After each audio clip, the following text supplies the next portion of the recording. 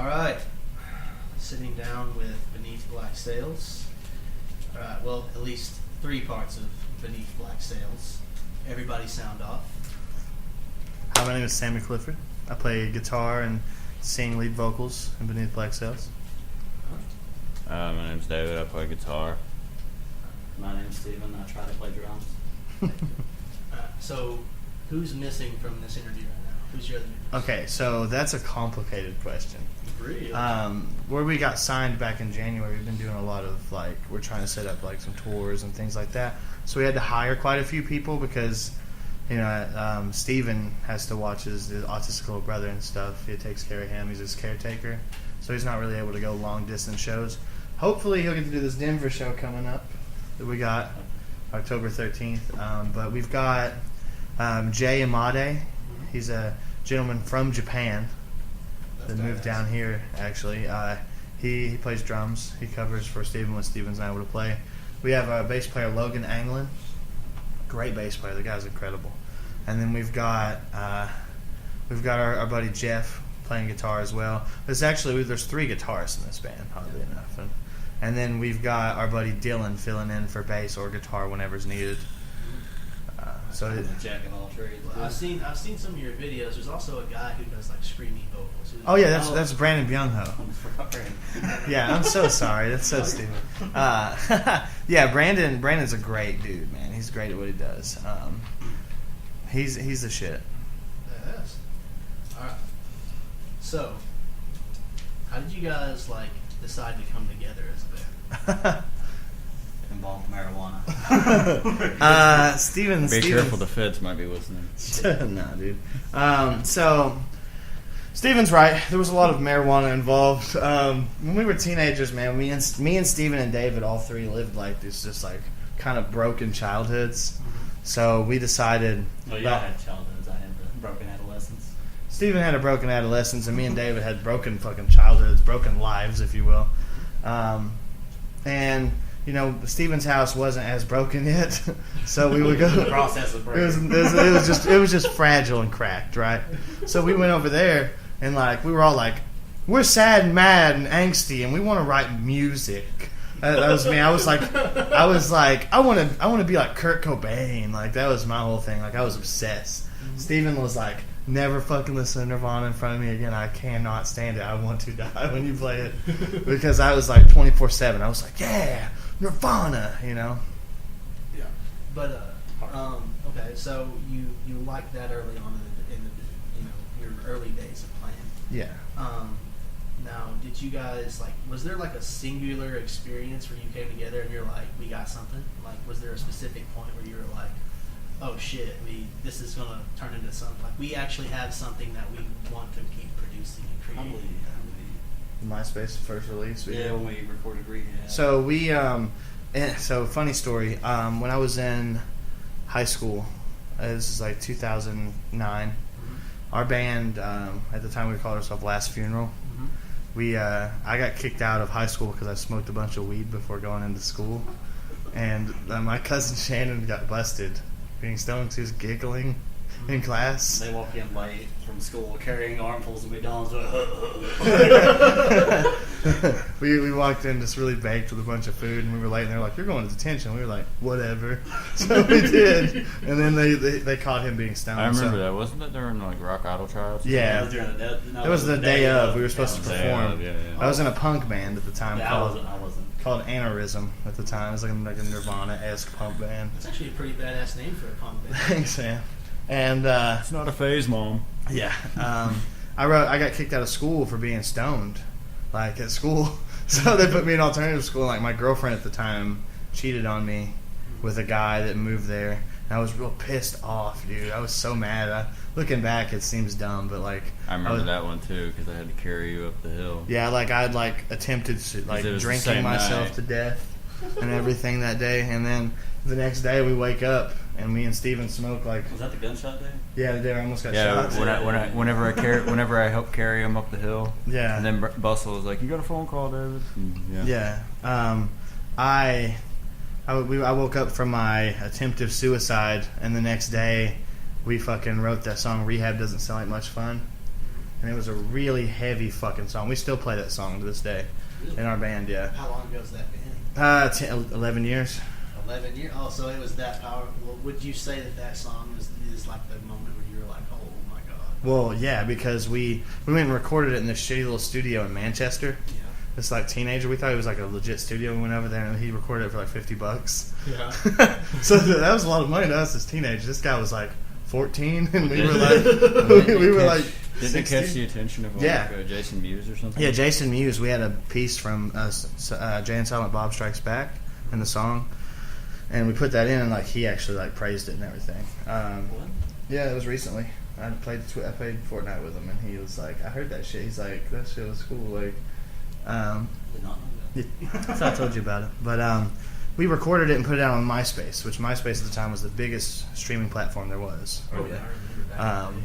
And our song got almost like it was like a 500,000 views in like a couple months. It blew up. Like people were like, "What the fuck? You know, this is heavy." Like it kind of was reminiscent of like old Bring Me the Horizon, Oh, okay. like Count Your Blessings, but like really just chuggy and shit. Like it was like by far the most viewed song on the label that we were. Yeah, we were signed to a thing called Up. Now we have it connected to Chapel of Bones, which runs about 6 minutes, maybe. Yeah, both give or songs. take. We have it connected as like all one song because Chapel of Bones sounds like Slayer, and then it goes into like that grimy, grindy, fucking like. Yeah, like, we mashed one of our newer songs. Sorry. You matched one of your songs. We matched one of our newer songs with our older songs. Can you like send it up? Sorry, cell got it. phone interruption. Let's go, man. Busy I lives. thought we turned that stuff off. But basically, so okay. This so you. We matched released the two song songs. Yeah. on MySpace. Yeah. It got 250,000, or I'm sorry, 500,000 views. Mhm. People played it, and like we got signed to this little indie label called Up and Fire Records. Mhm. We're all like 15, 16, so we're fucking stoked, Oh, right? yeah, I would have been doing fucking backflips. Yeah, so we're just stoked at like 15, 16. But it was an indie label, so it didn't really go far. We just like got offered to play shows. We never played a show under the name Last Funeral.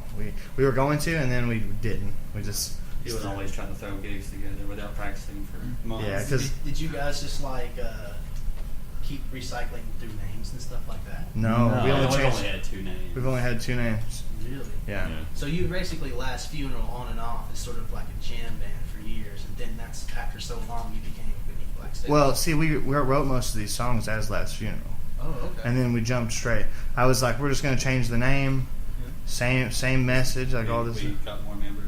Got more members, and we were like, they were not as crazy about the name Last as Funeral. we were. So we were like, fuck it, you know. We sound like a death metal band. Last Funeral does. So we're gonna switch it up to something more metalcore-esque and all that sort of thing. So we went with Beneath Black Sails, and the meaning behind that name is, you know, like again, I said all of us, like most of the people in the band have lived some sort of broken life or been an outcast or anything like that. And pirates were like fucking social outcasts, right? Oh, yeah. So like they were just like, fuck it, I can't get what I want in life because I'm poor as fuck. I'm gonna go out and get it. Like my life sucks. I'm gonna make my life better. And that's kind of the whole aspiration. Is like we had fucked up childhoods, but we want to help people who are in those places mentally and be able to touch them with the music and the meaning, all that sort of thing. Well, I mean, if you guys were to sum up like what you're about as a band, would that be like your theme or your? What we're about, like my personal, like I write the lyrics. I write the lead guitar. I used to write both guitars, lyrics, and sometimes bass. But then David started writing bass when he came in and joined. Me and Steven have been playing guitar and drums together forever. So like I write all my lyrical content is just about things I've lived through, and my whole aspect is I want to be able to touch people with like my shit, like dealing with drug addiction, dealing with abuse, dealing with fucking just like all like homelessness, dealing with all this shit I've been through to help others. Because like I'd let them know not to give up, that they can keep going. You know what I mean? Well, I think that's what a lot of music is nowadays. Is like it's connecting with people on that level. I mean, Yeah. because you see so much of it anymore in the world. Yeah. So it's I fully understand where you guys are with that. Yeah. Now, talking about you were talking about some older bands that you were like. Do you guys have any influences? Like if you had to pick like 3 fucking bands that you were just like, man, these guys like really inspired us. Like, who would you pick? Like when we first started, or like now. Well, I guess you probably have grown since then. Let's do both. So when you first started, When I first started, my biggest influence was Nirvana, from first to last, and Circa Survive. Why did you connect with those bands? Those bands, like, they spoke to me, like, in me, like, to me, they spoke about real shit, especially, like, Anthony Green, Circa Survive. Even to this day, I'm still, like, a die-hard Circa Survive fan. I have 2 Circa tats on me. Like, I live and bleed that shit because, like, I love their music. Like, you know, it just speaks to me on a direct level from, like, the shit I've been through personally. You know, he dealt with, like, addiction and things like that, and, like, his words fucking hit home for me, you know. Well, okay. Now that was when you, like, as you first started. Now, nowadays, like, is there anyone you listen to nowadays that shit, your stuff just blows you away? Still Circa, man. They're like, I know it's crazy. like, like Circa, like, they've grown, and like I've been growing as they've grown, I guess. Yeah. And their music, like, as it changes, it's helped me, like, with my own sobriety. You know, trying to transition into being a dad, trying to transition to all these other things. You know, life's just fucking a big, crazy thing. You know, it's like you don't know what you're gonna do, really. Something I've noticed is bands like that were back in the day that, like, when you'd see them perform live, you could tell they were just so fucked up. You know, you could tell the guys were totally stoned and everything like that. You know. Yeah. And like, it's like those same bands. You'll see them now, and they're like hardcore, like, workout addicts and stuff like that, and they've got their lives together. Yeah. Steve Tyler looks like a cool mom that would buy you, like, alcohol. Yeah. But we all actually come from different musical backgrounds. Sam comes from what would you call it? I come from, like, grunge, post-hardcore, emo, deathcore, those sort of things. It's pretty bad. I come from like sort of like industrial new metal vibe. I mean, I listen to him. I got like 6 Heartagram tattoos. Yeah. There's like a few like hymn songs are like my favorite songs. I got like 6 Heartagram tattoos. Korn. I love Korn. And when I was younger, I used to listen to Black Veil Brides a lot. I still listen to them a lot today. But those 2 bands and Breaking Benjamin too. I listen to them a lot. So all badass bands, man. yeah. Now, would you consider those to be like your key influences, like from back in the day? Korn was mainly my key influence back in the day, and then I got into him, and that just kind of made me write more darker stuff, to add more darker things. I mean, Sam does all the main guitar writing, but I add kind of like in Chapel of Bones, for example, while they're doing like the main rhythm stuff, I add like creepy octaves in there, give it like a creepy noise, and I add wah effects and shit like that. Layers into the music. Layers. The onions have layers. Our music has layers. Yeah, layers essentially. Yeah, I just know how to compose essentially. Do you still like those bands now? Or Yeah. Oh yeah, definitely. Like whenever him broke up, I was so upset that I didn't get to meet Villa Vallo. But now he's doing a solo project now, and I'm just like, yes. So, is he? That sounds really cool. Yeah, he's doing a solo project. He has a great voice. Yeah, he does. But yeah, those are some of mine. Steven, he comes from like. Steven, how about we let Steven explain? Huh? Oh, yeah, Steven, go ahead and explain. Tell us, Steven, what were 3 influences when you were a kid? Now,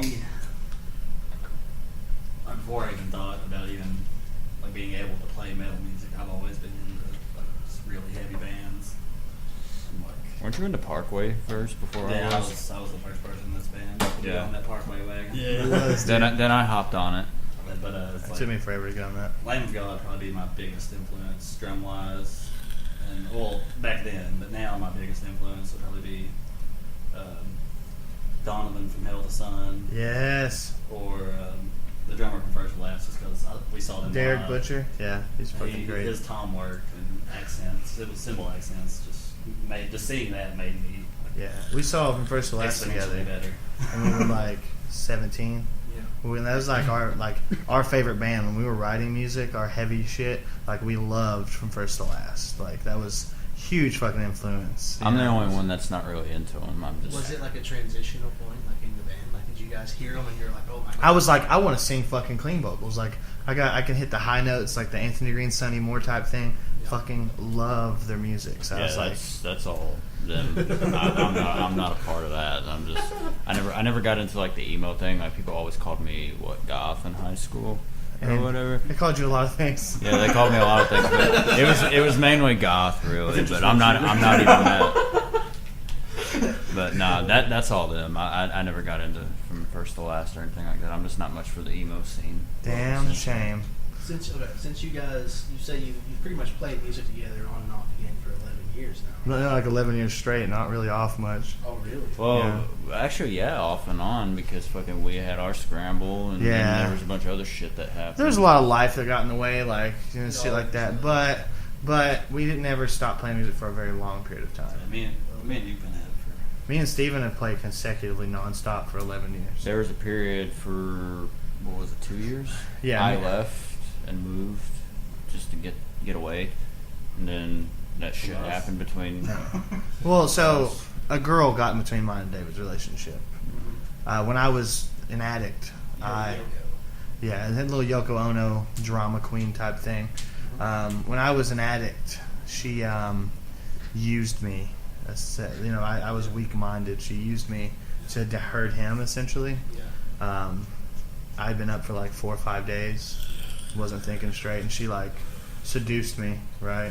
Mhm. And then she was like, "I can't believe you fucked your best friend," like that sort of thing. Like afterwards, like right after, like That's shit. so, like you instantly know she's like a fucking asshole, right? Then Yeah. after that, I took off for about 2 or 3 years. Nobody had seen or heard from me, and then I came back, and because I went to med school, and then I came back, and then it took a while, but we kind of worked just shit worked out. it out. Yeah.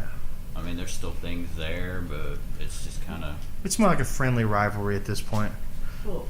Like it's like we'll be jamming and like like I'll be like, why something better? I fucked your girlfriend. Like it's like like it's a friendly rivalry. Like It's not very fucking friendly. Okay. I'm just kidding, Since bro. you guys have been playing for so long, right? Yeah. Like, you said you got signed in February. We got signed in January January. 2018. Yep. We'll get into that in just a second. Okay. But before you got signed, did you guys do any like miniature touring or anything like that, or? We just played Massey's entertainment venue in Really? Danville, Kentucky. Really? Yeah, that guy helped us a fuck ton, man. He helped us cut our teeth with live shows, Yeah. and like everything. Like that was our whole thing, man. Like this year, we've been together 11 years. Yeah. This year, was the first year we were playing out of state shows. Oh, really? Yeah, So you have been doing some touring this year.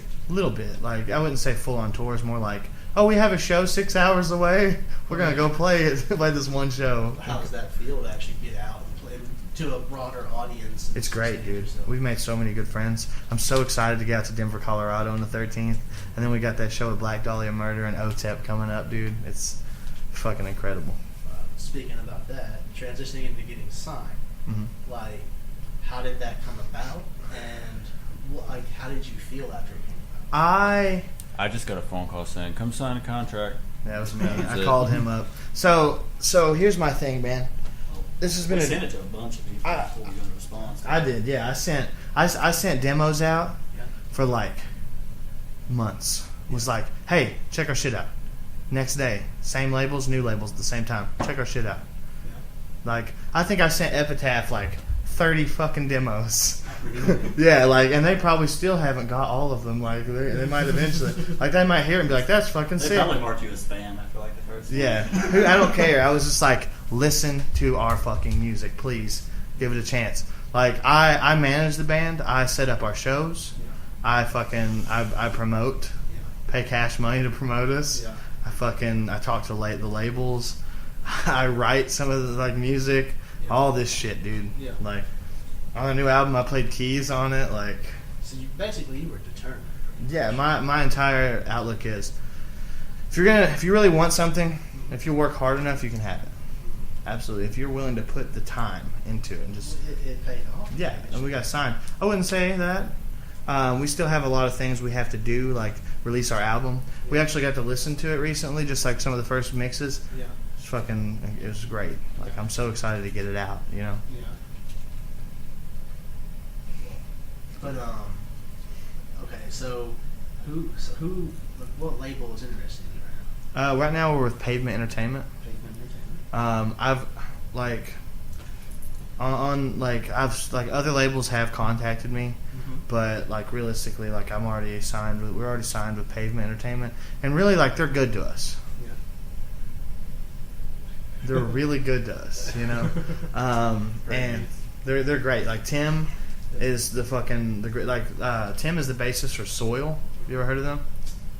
Dude, they're great. They're great. Oh, I will look them up. Halo, they have the song Halo. Yeah, and a bunch of Halo others. was like their big hit. Yeah, I fucking remember that. great. That was back in like 2010. Like a lot of these bands on this level, we're the only band, or one of the few bands from probably this decade on the label. Yeah, like Flaws on there. What was the other one? Power Man. There was another one that was huge. Candlebox. No, well, you hit Candlebox on that. Candlebox is on the Smile same Empty label. Soul. Smile Empty Souls on the same label. as Bottom of us. the Bottle Guys. That song was like Yeah. fucking huge in I 2005. think Candlebox is like one of my sister's favorite bands. Yeah. when she was younger. Like we're signed to the same label as them.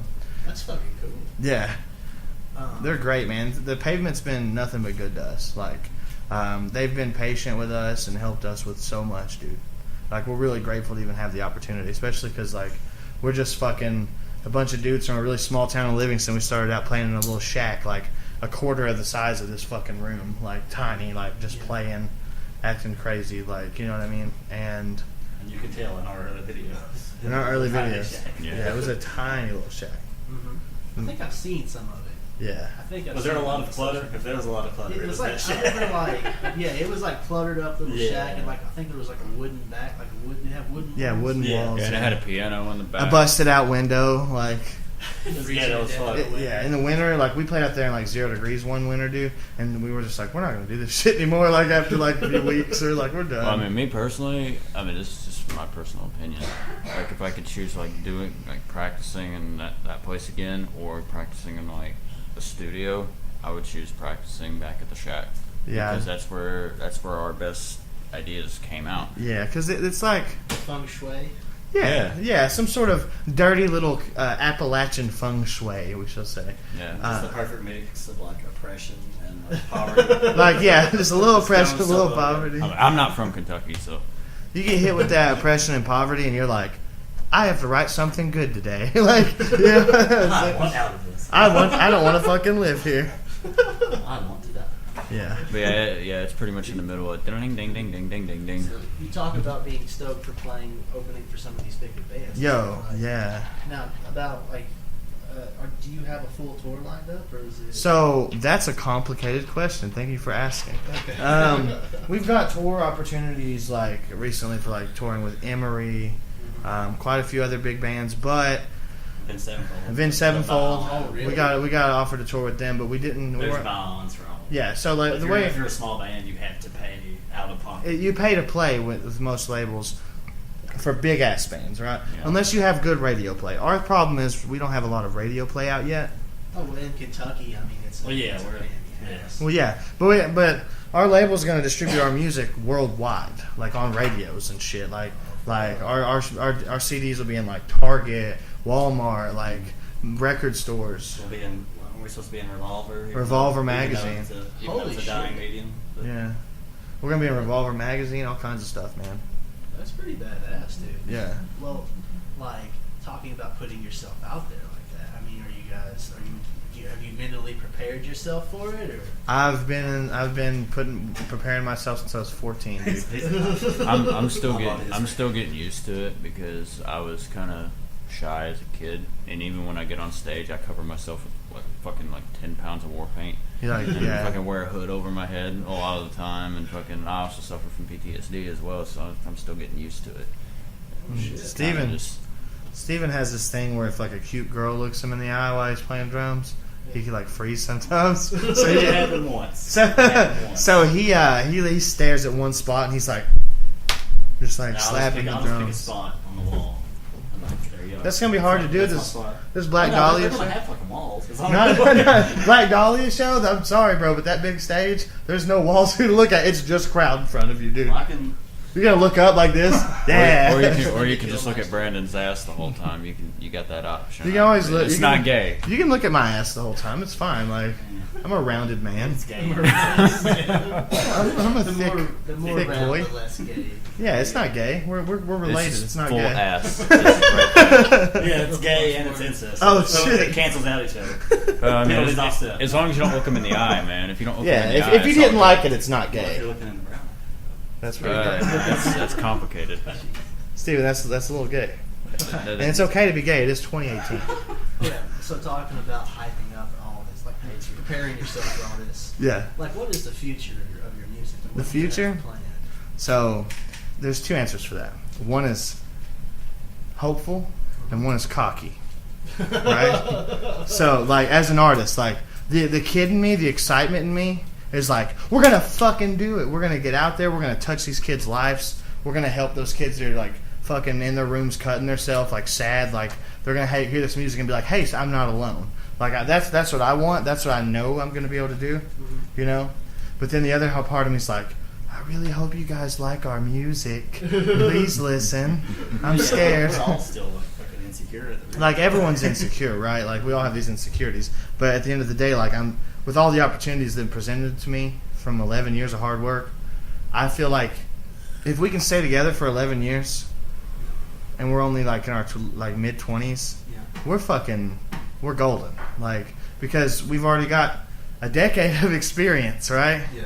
And then we're only just getting signed, but any label that sees a band, like, not that we're switching labels or anything, but any major label that sees a band has been together for 11 years, Yeah.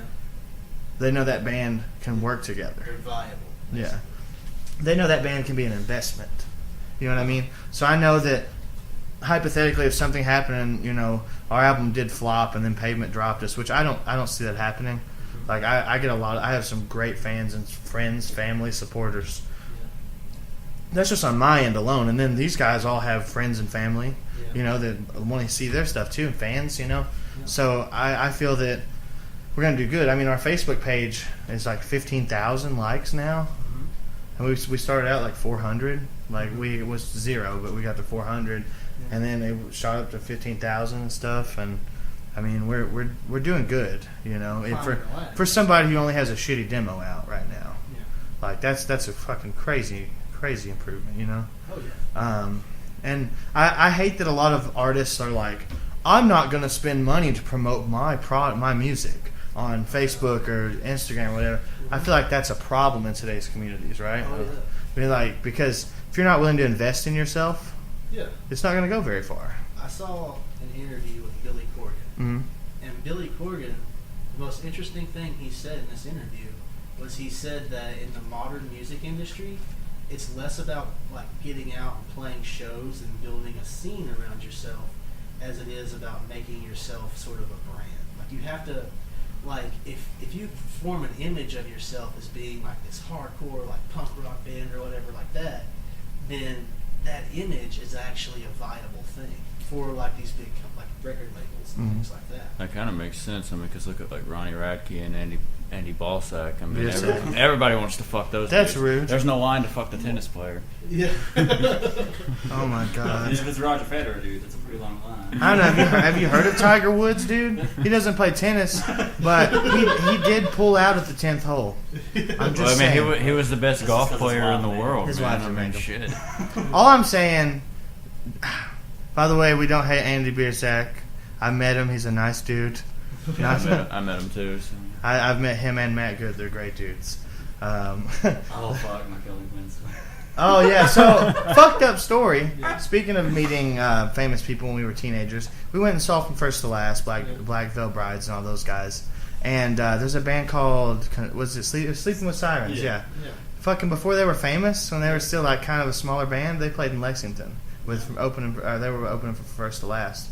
And Steven and me were like, is that goddamn Craig Owens from Chiodos? How's he singing so high? Like, we didn't know who he was. So Steven walks up to him and he goes, hey, are you Craig Owens? And he goes, no. And Steven goes, oh, okay. And then he walks away. So he charges fans now. Now he charges And I fans I $80. like to think I'm the cause of that. So, like, I feel like Steven gave Kellen Quinn some like PTSD. Yeah, Kellen listening, Quinn's a go. fucking asshole. I mean, I would I'll never like charge my fans a VIP package to meet me. Like at the end of the show, I'm gonna walk around.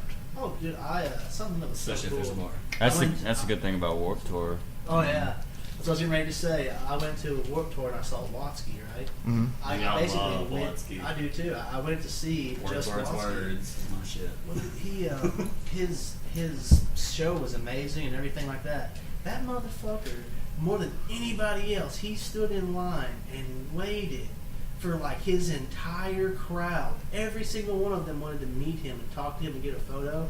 He sat there and waited for every single person. But there's a few artists like that. That's how we would do. Yeah, that's the great thing about Warped Tour. I've been to 7 of them, and I went to the last one last year. I took him. Yeah, I went. That was my first Warped Tour actually. And Loved it, dude. It was pretty cool. Besides, the whole Ronnie Radke thing. Fucking, oh man, I wanted to Oh, shoot man. myself. Oh my god, we're gonna get fucking roast. Ronnie Radke's gonna hear us and be a dick to us. He's very open. He likes to tweet mean things. Okay, thanks for opening this can, David. I personally enjoy Ronnie Radke's music. Yeah. I just think do. sometimes as a person he can be kind of. Rad's good music, but he's just an asshole. He's got a bad reputation. He's got a I don't give a damn, but it's a bad reputation. Yeah. And he keeps talking about how he went to prison and shit like that, and I'm just like, okay, we get it, man. He went to prison. That's just why? Why do you keep talking about it? So the thing about it is, though, man, like he punched a fan in the face like just recently. Like I don't know the reasoning. So like he could be like, if Ronnie hears this, it could be like not a big deal. Maybe the guy was being an asshole. I don't know. I didn't see it, but like hecklers are gonna be hecklers, man. I don't care how big you get. You're not supposed to fucking deck a fan or even a heckler in the face. Like I wouldn't do that. I'd just be like, that guy's a cunt. Like yeah, I'd be like, that guy's a fuck face. Everybody, go ahead, flip that guy off or something. Like, fuck that dude.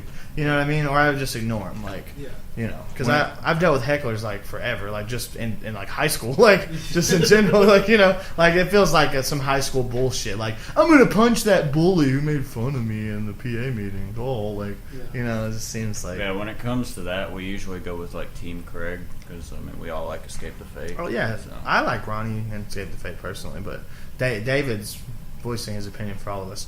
I think I'm more of a Ronnie Radke fan personally. I like his shit. I like Craig a lot too, but fuck yeah, Ronnie Radke's sick. Personally, that's just me. Sorry, David. Sorry to burst you. I don't hate the dude as a musician. I mean, he writes good music, and all the bitches want to fuck him. I mean, he's doing something right. Wow. But So he's doing something Well, right. It has to be. Those We're gonna fat get jeans. labeled as sexist because of David. That's great. But no. I mean, I like him as a musician, but just as a person, he just seems like a douche. I mean, that's just I've heard stories too, but I mean, I'd have to meet the dude.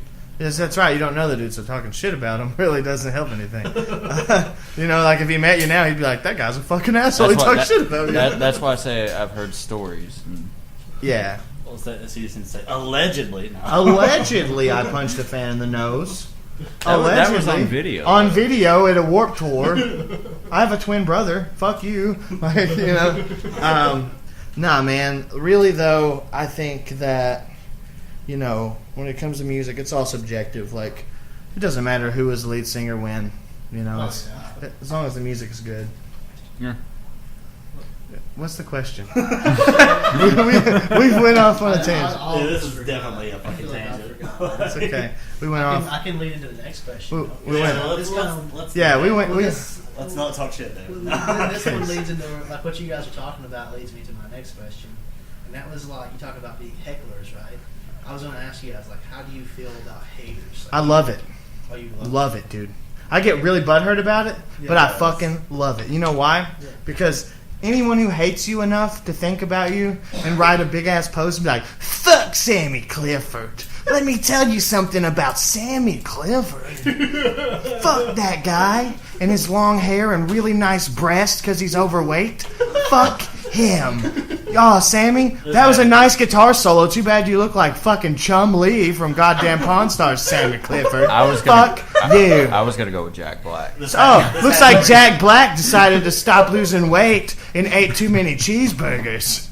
No, there was actually a show we were playing at Massey's, and one of my closest friends that I used to work with in Berea, James, he came, and I always used to make a Tenacious D joke at him. It's like, God damn it, James, because there's a song by Tenacious D. What is it, Tribute? Yeah, it's like, God damn it. Well, Hey, no, it's Beelzebub. he looks It's just like Cage. yeah. He looks just like KG, but with glasses, right? And Sam, of course, he was there, and they were standing right next to each other. And I take a step back. I was like, "Does nobody else see this right now?" Fucking Tenacious D over here at the Yeah, show. I mean, just does nobody else see this? No, but for the question you're asking, as for hecklers, man, like, I've had my fair share. As somebody who wasn't always a great person growing up, being on drugs and things. And then I'm clean now. This year makes 8 years. Oh, really? Yeah. Like, I'm doing good from, like hard drugs and stuff like that. I may have wronged people as a teenager and not really remembered it, Yeah. and, like, some people hold that accountable, and that's okay. I still forgive that. Like, there's a guy, not going to mention any names, but he, tried to... Like, he just, every time we posted a video, he'd be like, wow, the band sounds great except for Sammy's gay, high-ass vocals. That's just what he said. Like, and I was like, first of all, that's, like, kind of shitty and homophobic. Like, fuck you. And then, well, it was like, why associate, like, poor vocals with being gay? Like, that doesn't make any sense. Has he heard Queen? I mean, Queen, yeah. Like, have you seen Freddie Mercury? Right. He was gay, He's and his super vocals were gay. fucking fantastic, Yeah, he was If anything, probably I'd the be gayest called- man. I was like, wow, you calling my vocals gay? That's great. Like, hell yeah, very happy vocals. Freddie Mercury's probably the gayest man. I wouldn't say ever that. Existed. I wouldn't say Oh, that. okay. He was bisexual. He was bi, yeah. He liked Wait, girls he was too. bi? There was Yeah. one of Oh, Queen's okay. most popular songs. Everyone thinks he wrote for a dude he was with at the time. He actually wrote for his first girlfriend. I can't remember which song it is. Yeah. But it's one of their more popular songs. Speaking of which, I can't wait to see that movie. Yeah. that Oh, movie was- yeah. I wish Sacha Baron Cohen would have stayed on it. What's he going to be, Freddie? Yeah. He was going to be Freddie Mercury, but he had some beef with Brian May. He said Brian May is a great musician, but Yeah, I seen the preview for that movie when I went to Yeah. go watch the new Jurassic World when it came out, and I was like, I fucking Oh, yeah. love Sacha Baron Cohen, dude. Borat, dude. I make Borat jokes like daily. still. Still, like, and it's a dead meme, right? Like, Yeah.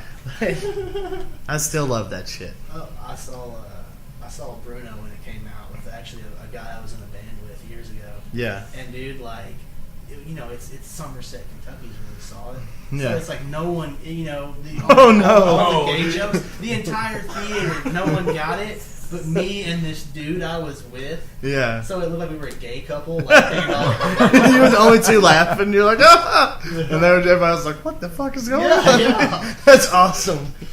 I love the scene. Actually, that's a weird thing to say you love. I just thought it was funny, like, where the dick was helicoptering. Like, did it show that in the theater? Yeah, it This did. full-on And dick, And it looks uncensored. at you and says Bruno or something. It says something. It looks at you and says something. Yeah, dude. Just like in real I just life. imagine in, like, small Kentucky, like, especially Somerset of all places, Yeah. just, like, all these, like... Dude, I'm surprised that place didn't get picked. I'm surprised it didn't get burnt down. People Like, were leaving. They were getting up and leaving. because the dick? Oh, that's the Yeah, best. just because of the whole movie, especially towards the end, like when it got to the heavy, like the wrestling thing. Oh, Yeah. in the UFC, in the Yeah, fucking and octagon. it shows yeah. that dude squeezing his head, and he's like fucking like he just his head's gonna explode from like turning wrestling gay.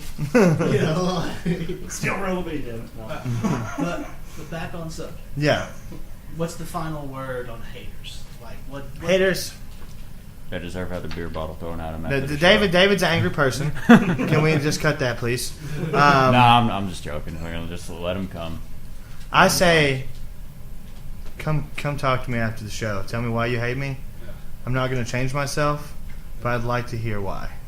Okay. That's Be- out of sight, out of mind for me. Out of, I'm a sensitive person. Yeah. I hate that I'm that way. That's why I'm so whiny and sing Yeah. emo songs all the time in this band.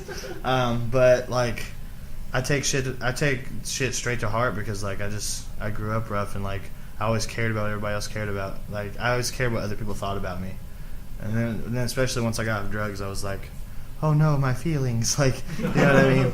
I can't suppress these. I can't hide these feelings anymore. I have to like deal with them, you know. Make the Facebook post about I have to make a Facebook post. I'm so sad. Like, stupid shit. But I say if you're a hater, Go ahead, man. Talk about me, because if anything, any publicity is good publicity. Because anybody that hates me after I write a status, when there are people go and check and they read about me or like get to meet me and talk to me, they're gonna realize I'm not that shitty person that the fucking person's making me out to be. Because I've changed so much since I got off drugs. It's attention that doesn't cost you a penny. Yeah. Like you guys should have, like you should purposefully piss off a rapper so they'll diss you. That's why I was trying to piss off Ronnie Radke. Oh no! Don't do it. I'm a virgin. Like if I see like a comment just like talking shit about me, I'm just like, delete. Yeah. Don't. I did this this Facebook ad and this video. It was one video. I was playing a double neck guitar. We were playing our song "Rebuild the Bloodline." Yeah. And I thought everybody would just comment on the double neck guitar because that's crazy to see in a fucking metalcore band. Like you don't see that. That's like some Jimmy Page shit, right? Besides Coheed and Cambria. Yeah. Well, they're not metalcore. But like everybody, like there's British people like, hey mate, the music's pretty good, but fuck that drummer, he sucks. And Steven was like, delete. He was like, can we please stop sharing that ad of our song? I hate this. I was like, I'm sorry, Steven. Yeah. Well, I have my next question thought up, and I just lost it. You're good. My whole thing is just do it better. If you're going to talk shit, do it better. Yeah. Do it better. If you're gonna talk shit about me, make sure it's good shit. Yeah, at least Yeah. like, I want to like hear some good shit. If you're gonna talk shit, I guess. Roast me, fam. You can roast me, dog. This is like Steven was telling me a joke. What No, was it? that's probably best you don't say. Please don't share that joke. Oh, about the cyberbullying? Oh yeah. It's not. No, that's a really bad joke. All right, I won't say it then. That's a bad joke. I won't say it then. Some things aren't appropriate for airtime, David. There's a line. I'm pretty much out of the questions and stuff I've written.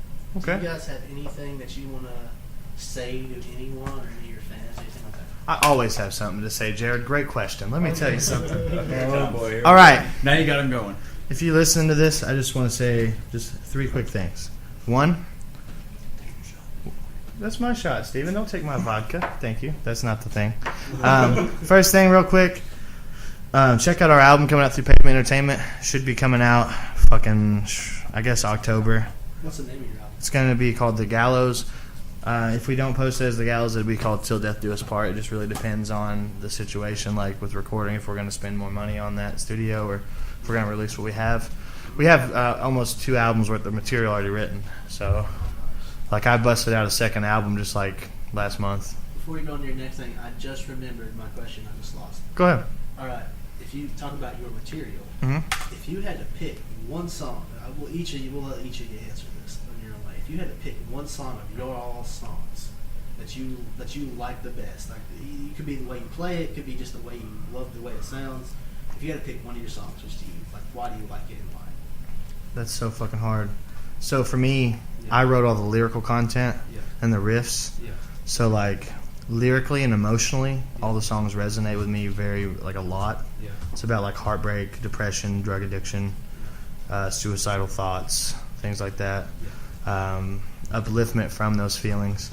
You know, I really side with all my songs. I'm very biased because I love them, but if I had to pick one, I'd probably pick Ghost because it's got like the chorus is like talking about how, you know, I was in a relationship with a girl who was addicted to meth, and I didn't know she was doing meth, and she ended up fucking like cheating on me with a bunch of people and like made me feel invisible. So I wrote that song about it. And it means a lot to me even now. Like she's clean and like we're not together and everything, but like it just emotionally, like when I play that song, I feel like I'm still sitting in that house waiting for her to come home. You know what I mean? She's been gone for 2 days, like that sort of thing. Shit. So like, you know what I mean? That's pretty I share, Knowing I share she's, a like, with someone similar else. type of feeling with Ghost, but like, besides that song, there's 2 other songs we have that I can't really choose between. That's Not Mercury Freddy or Chapel of Bones.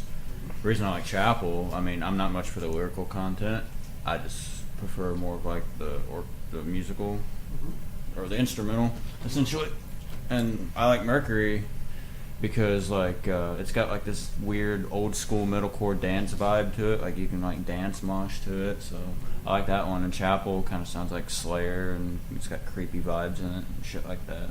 But, I mean, I don't connect with the lyrics like he does or whatever.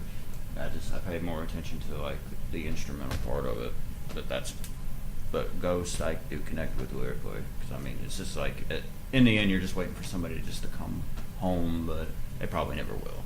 So All right. And yours? Like, For what's me, the it song? would have to be. Like, this is purely just from me having the most fun playing them. Either Christopher Columbus, and I just love, even though David says it sounds like Michael Brad's, which I disagree with. I just love the way it's structured and just what I do on it. And then Rebuild the Bloodline, because we just go all out on it. It's by far our heaviest track. It's the hardest fucking song to play live too, dude. yeah, no kidding. That's the one he was joking about me making eye contact with a pretty woman and freezing. That happened on that song. That happened. Yeah, we were playing. on Rebuild the Bloodline. Yeah, Yeah. you weren't there at the time. It was just me on guitar, Dylan on bass at the time for that show because David wasn't able to make it, and Steven was playing drums, and then Travis. We played at Berea, Kentucky, like basically a place where I grew up, and fucking this like hot goth girl made eye contact with Steven, and he stopped. He froze like a deer in headlights, and like there's a section of that song where I'm like doing this riff, it's like like that kind of shit, It like. wasn't there. It Well, was, Well, it was like right before, but like that's fucking exhausting. Like it's hard. My fingers are moving like fast, dude. And Restart the song. Restart the song. that was like the only real live fuck up we really had, other than like big fuck ups. Or my amp backfiring like burp, burp. Where? Yeah, that was one time. It sounded like Mudvayne, but it wasn't Mudvayne that we were playing. It was still pretty funny. Yeah, man. But That's before I got a noise suppressor, and then I got a noise suppressor, and now that's gone. all the songs are pretty meaningful, though. We really enjoy it. You know, we enjoy making the music, and It's a great way to stay in like shape. like again, like I said, we grew up kind of rough, and we were all like living in the same little area. Like whenever like I was not home due to like abusive family, or you know, whether it be mental, physical, whatever I was going through, you know, I'd go over to Steven's, and then you know I would confide in him and his mom and dad, and we would hang out and play music, you know, and then we get David. David would show up. He would just like pop up and be like, "I want to play bass," and we were like, "Do you know how?" And he's like, "Nope, but I'm gonna learn." And then he started learning. He just started popping up at our practices. Like we didn't even invite him. He just showed up and he wouldn't leave. And we were like, "Grab this bass, man. Just fucking play. We gotta have you do something. Either shoot a video or play bass." And he got really good. Like so, pretty proud of him, man. There you go. Tool does that. Okay, now what were your last two things you were going to say? Last two things. First thing was check out our album. It should be out October, November-ish. It was supposed to be September. Oh yeah. We've got a show in Denver, October 13th. We're going to be opening up for some really cool metal bands out there, getting to hang out with some locals. It's more or less just us getting a chance to go out to Denver, hang out, play music, enjoy some activities, and then come home. And then we've got a show with the Black Dahlia Murder, November 24th at Odd Bodies in Dayton, Ohio. It's fucking awesome. We love that place. Dave Kevorkian gets a lot of shit, but that guy as a promoter is like really good to us. And then Dave also hooked us up with a show with OTEP, opening up for OTEP. And that's December 2nd, I think. I have to check that out, actually. Yeah, I believe it's December 2nd. We're going to be doing that, and it's really fucking cool, man. Yeah. Alright. Is that a wrap, everybody? I think that's everything, brother. We really appreciate you having us on. What was the question? The question, he was just asking what else I wanted to like plug at the end of the podcast, David. Oh, Yeah, well, I thought we were all three merchant- supposed to go. Merchant. Oh, What? okay, yeah, everybody go. Oh, Everybody go. Anybody Yeah. I literally wrapped up everything that the The only band's thing done. I really have to say is emo kids drink a beer, fuck a girl, get over it. No, Please delete that. I'm just kidding. I'm just Please. kidding. I'm just kidding. Just no. Come. Just don't give up. That's pretty much it. Don't give up. Thank you. Alright, guys. That was Beneath Black Sails. Thanks for listening. Thank you.